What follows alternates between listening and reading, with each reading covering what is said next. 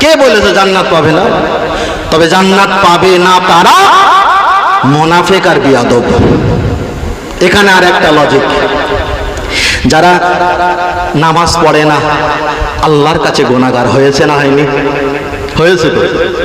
যারা নবী দিবস সম্পর্কে ওয়াজ দেওয়া যাবে না, নবী দিবস করা বেদাত, নবী সম্পর্কে এতগুলো কথা বলেছে, সমালোচনা করেছে, এরা করেছে নবীর সামনে বিয়াদবি।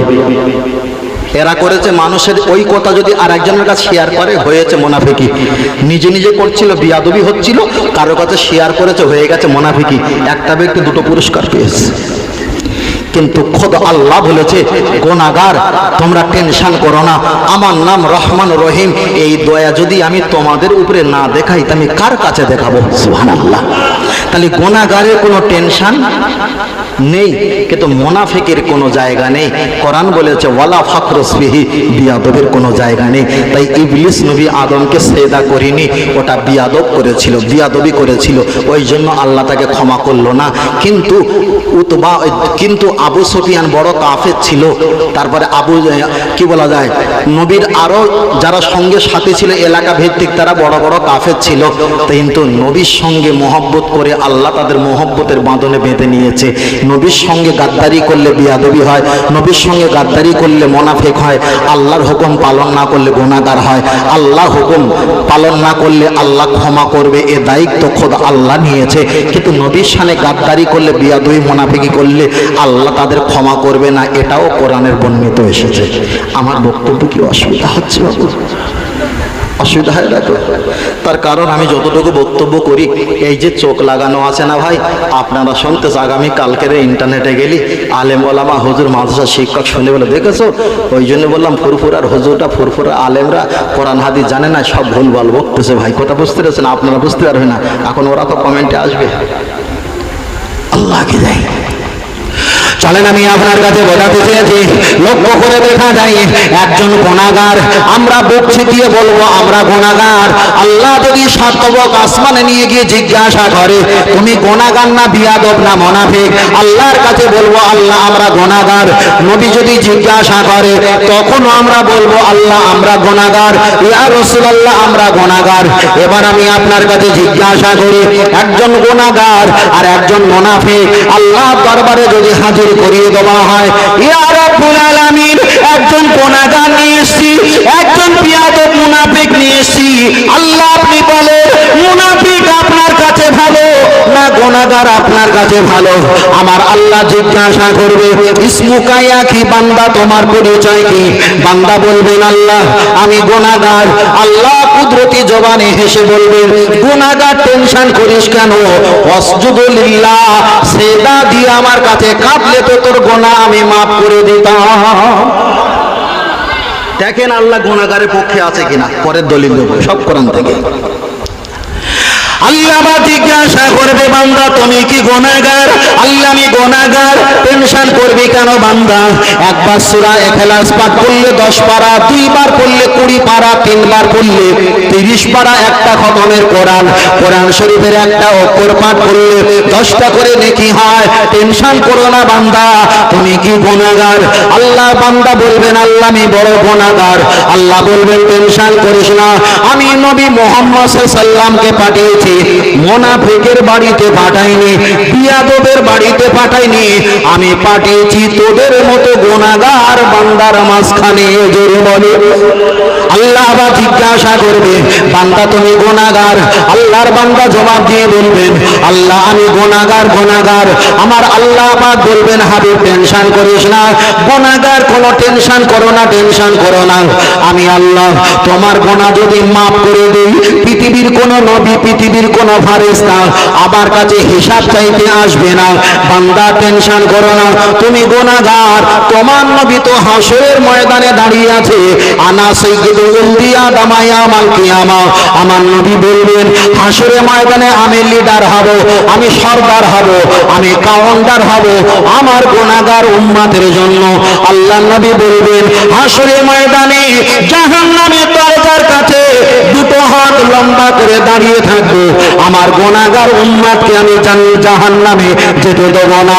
আমার নবী গুনাহগারের জন্য সেবা হালাতে কেঁদেছে, গুনাহগারের জন্য তিনি ঢিল পাথর খেয়েছে, গুনাহগারের জন্য নিজের এলাকা জন্মভূমি ছেড়ে আর একটা জায়গা তিনি বসবাস করেছে, গুনাহগারের জন্য মসজিদে নববীর পাশে রওজা মুকাদ্দাসে দয়াল নবী সেখানে গিয়ে কান্নাকাটি করে, গুনাহগারের জন্য হাসরের ময়দানে নবী আমার কাঁদবেন।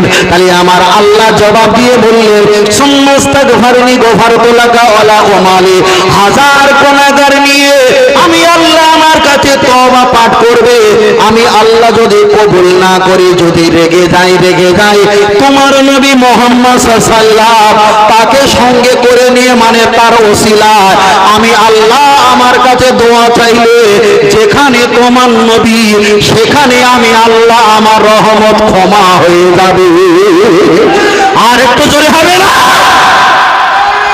আল্লাহু আকবার, আল্লাহ। এবার আমরা কি জিজ্ঞাসা করবে? আমার আল্লাহ বলবে, বান্দা তুমি কে? আল্লাহ আমি মুনাফিক, বিয়াদব মুনাফিক। আল্লাহ জবাব দিয়ে বলবেন, তুমি কি মুনাফিক? তবে দাঁড়িয়ে যাও। আমি আল্লাহ কোরআন শরীফে আমার হাবিবকে বললাম, ওয়ালা তুসাল্লি আলা আহাদিন মিনহুম মাতা আবাদা, ও আমার হাবিব পৃথিবীর জমিনে যত মানুষ মারা যাবে তাদেরকে দাফন কাফন জানাজা নামাজ পড়বে, কিন্তু মুনাফিক মারা গেলে তার জানাজা পড়বে না, আমি আল্লাহ হারাম করে দিলাম। আগের কথা আরেকটু স্মরণ করিয়ে দেই, আল্লাহর হুকুম না মানলে তাকে বলা হয় গুনাহগার, নবী নিয়ে সমালোচনা করলে তাকে বলা হয় মুনাফিক বিয়াদব। তাহলে আল্লাহর হুকুম পালন না করলে একদিন না একদিন আল্লাহ ক্ষমা করবে, কিন্তু নবীর নামে যারা সমালোচনা করে মুনাফিক হয়ে গেছে, খুব আল্লাহর কোরআন বলে দিয়েছেন, নবীর নামে যারা সমালোচনা করে মুনাফিক হয়ে গেছে, ওয়ালা তুসাল্লি আলা আহাদিন মিনহুম মাতা আবাদা, হাবিব তুমি তাদের জানাজা নামাজ পড়বে না। কেন? ওরা তোমার নয়, আমি আল্লাহ তাদের নয়, জানাজা পড়া আমি আল্লাহ হারাম করে দিলাম। দয়াল নবী আমার উম্মতের পাগল, নবী আমার চলে যায় না, জানাজা নামাজটা না পড়িয়ে চুপ করে দাঁড়িয়ে আছে, মনটা খারাপ, জিবরিল আর আসে না, আল্লাহ কিছু বলে না। জানাজা যখন দেখা যায়, মাইয়েতকে নিয়ে যখন কবরের কাছে নামিয়ে দিয়েছে, দয়াল নবী উম্মতের পাগল গুটি গুটি পায় কবরের কাছে একটু দাঁড়িয়ে গেছে, আল্লাহর কোরআন শাসা করে নাজিল হয়ে গেল, ওয়ালা তাকুম আলা কবরিহি, ও মুহাম্মদ সাল্লাল্লাহু যাকে আমি মুনাফিকের জানাজা পড়া হারাম করলাম, ওই মুনাফিকের কবরের কাছে দাঁড়ানো তোমার কি জায়েজ হতে পারে? নবী ওখান থেকে সরে আসলেন, আবার অপেক্ষা করলেন, আমার আল্লাহ আর কিছুই বললেন না।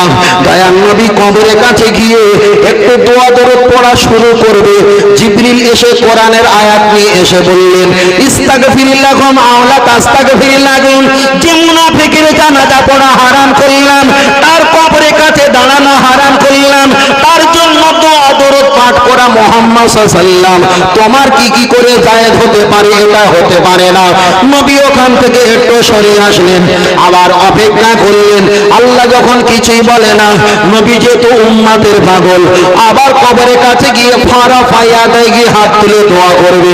আল্লাহর কোরআন চতুর্থবার নাম্বার নাজিল হয়ে গেল, তাস্তাগফিরুল্লাহুম সাবিনা মাররাতান, ও আমার হাবিব মুনাফিকের জন্য যদি 70 বার হাত তুলে দোয়া করো, আমি আল্লাহ দোয়া কবুল করব না।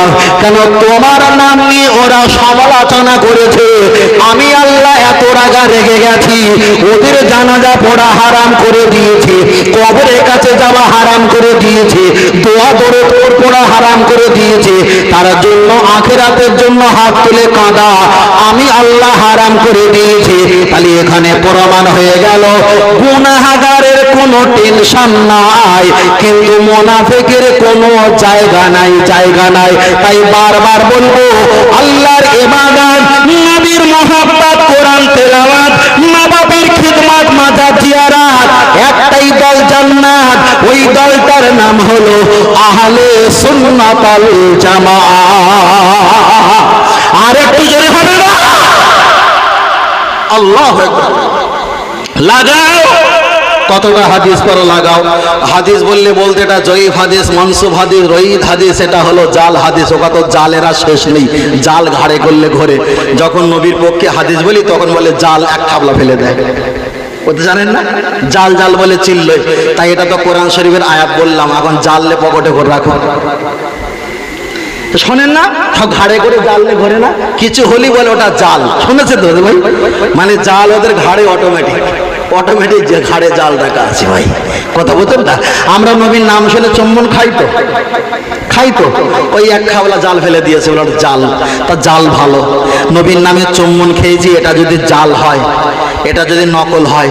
তোমার ছেলে আছে বলছে হ্যাঁ, তোমার মেয়ে আছে বলছে হ্যাঁ। এখন ছেলে মেয়ে বাপ মা চুমো খায় না? কথা বলে না, চুমু খায়। তাহলে বাপ মা যদি সন্তানের ছেলে মেয়ে চুমু খায়, এটা কোন জাল নাকি ঘাড়ে আর জাল দিয়ে ফেলে দিয়েছে? এটা কোন হাদিসে আছে যে ছেলে মেয়ের চুমু খেতে হবে, ছেলে মেয়ের চুমু খাওয়া যাবে? কোন হাদিসে আছে? হাদিসে এসেছে স্ত্রীর চুম্বন খাওয়া। কথা বুঝতে পেরেছেন? আমি বিষয়টা খুলে বলছি না, যে দাদু ভাইরা সামনে বসে আছে। চলেন, তাহলে ছেলে মেয়েকে চুম্বন খাওয়া পৃথিবীর কোন হাদিসে নেই। যদি বলেন নেই হুজুর, ওটা মোহব্বত, ওটা মোহব্বত। কিন্তু রসুল তো নিজেই বলেছে মেয়ে ওয়ালাদিহি ওয়ালাদিহি, তোমার বাপ মায়ে তোমার ছেলে মেয়ের অপেক্ষায় সবচাইতে আমাকে মোহব্বত ভালোবাসা না দেখালে লা ইউমিনু, তুমি ইমানদার হতে পারবে না। তাহলে নবীর বেলা চুম্বন খেলি দলিল খোঁজো, আর ছেলে মেয়ের বেলা চুম্বন খেলি তোমার জাল তখন আর ঠিক থাকে না। তখন ভাবতে পারা গেছে নবীর অপেক্ষা ছেলে মেয়েকে ভালোবেসেছে, আর রসুল বলেছে তার অপেক্ষা আমাকে বেশি ভালো না বাসা দিতে পারলে ইমানদার হতে পারবা। তাই পৃথিবীতে সবাই বলবে লা ইয়াবকা মিনাল ইসলামি ইল্লা ইসমু। পৃথিবীতে মুসলমান দল দেখা যাবে, কোরআন হাদিসের ক্যামেরালে দেখা যাবে, একটা ওর ভিতরে ঈমান নেই। কথা বুঝতে পেরেছেন? একটার ভিতরে ঈমান পাওয়া যাবে না, কিন্তু ইসলাম আছে। ফের বলছি, মাথা টুপি, পাগড়ি আর মুখে দাড়ি, পাঞ্জাবি পায়জামা, এটা কিন্তু ইসলাম না। আপনি যদি নাও পারেন, আপনাকে কাফের ফতোয়া দিতে পারবে? কাফের ফতোয়া দিতে পারবে না। অনেকে হাজির রুমাল আমরা রাখি না, হাজির রুমাল ঘাড়ে রাখি। হাজির রুমাল ঘাড়ে রাখার উদ্দেশ্য কি? পুলিশ যদি দেখে মৌলী সাহেব যাচ্ছে, হয়তো আমার আটকাবে না, উদ্দেশ্যটা হয়। অনেকে মাথা টুপি দেয়, যখন মেয়ে ছেলে দেখাশোনার জন্য আসে, কোনো সময় মাথা টুপি দেয় না, তখন মাথা টুপি দেয়। তার কারণ কি? ছেলের মেয়ের বাপ দেখে মনে করে যে আমি যে ছেলের সঙ্গে বিবাহ দেবো, আমার মেয়ে, সে ছেলের বাপ বিরাট পাক্কা নামাজি। এরকমই তো হয়, এরকমই হয়। যত বই করে সেখানে তো অনেক মাথা টুপি দেয়, তো অনেকে দাড়ি সাজায়। ভাই এতে ইসলাম এর ভিতরে সীমাবদ্ধ নয়। ইসলাম যদি থাকতে হয়, ঈমান যদি থাকতে হয়, ফের বলছি আল্লাহর পরে সর্ববেশি ভালোবাসাটা হলো মুহাম্মদ সাল্লাল্লাহু আলাইহি ওয়াসাল্লাম, ওটাই হলো ঈমান। যদি আপনার গুনাহ থাকে জাহান্নামে যাবে, কিন্তু নবীর মহব্বত, ঈমান, ভালোবাসার কারণে একদিন আল্লাহ দয়া জান্নাত তোমাকে ফিরিয়ে দেবেন। জোরে বলে